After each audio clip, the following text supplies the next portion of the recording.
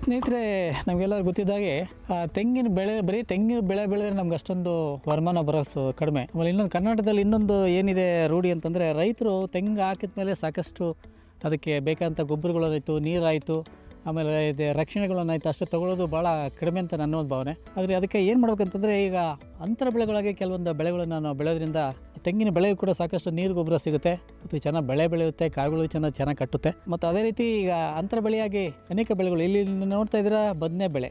So ಬದನೆ ಬೆಳೆಯಿಂದ ನಿಮಗೆ ಸಾಕಷ್ಟು ಗೊಬ್ಬರ ಮತ್ತು ನೀರನ್ನು ಇಲ್ಲಿ ಹಾಕೋದ್ರಿಂದ ಮತ್ತು ರಕ್ಷಣೆ ಮಾಡೋದ್ರಿಂದ ಇದಕ್ಕೆ ಇಲ್ಲಿಗೆ ಏನು ಪೋಷಣೆ ಕೊಡ್ತೀವಿ ಅದು ತೆಂಗಿನ ಮರಕ್ಕೂ ಕೂಡ ಅನುಕೂಲ ಆಗುತ್ತೆ. ಇದ್ರ ಜೊತೆಗೆ ತೆಂಗಿನ ಇಳುವರಿ ಜೊತೆಗೆ ಈ ಬದನೆನೂ ಕೂಡ ನಮಗೆ ಅದರ ಇಳುವರಿ ಬರೋದ್ರಿಂದ ನಮಗೆ ಆರ್ಥಿಕವಾಗಿ ಕೂಡ ರೈತ ಸಬಲರಾಗಲಿಕ್ಕೆ ಅವಕಾಶ ಆಗುತ್ತೆ. ಆಮೇಲೆ ಕೆಲವೊಂದು ಸಾರಿ ಏನಾಗ್ತದೆ, ಈಗ ಅದರ ಅಂಚಿನಲ್ಲಿ ಮೆಕ್ಕೆಜೋಳ ಅಂತ ಇವನ್ನ ಇಂಟರ್ಕ್ರಾಪನ್ನು ಬೆಳೆದಾಗ ಕೆಲವು ಸಾರಿ ರೋಗ ರುಜಿನಗಳು ಕೂಡ ಒಂದು ಪ್ಲಾಟಿಂದ ಇನ್ನೊಂದು ಪ್ಲಾಟಿಗೆ ಹೋಗೋದು ತಪ್ಪುತ್ತೆ. ಮತ್ತು ಬೆಳೆನೂ ಕೂಡ ಗಾಳಿಯಿಂದ ಬೀಳೋದು ಇವೆಲ್ಲ ಕೂಡ ಸಾಕಷ್ಟು ಅತಿಯಾದಂಥ ಇವು ಕೀಟಗಳು ಬರೋದು ಕೂಡ ತಪ್ಪುತ್ತೆ.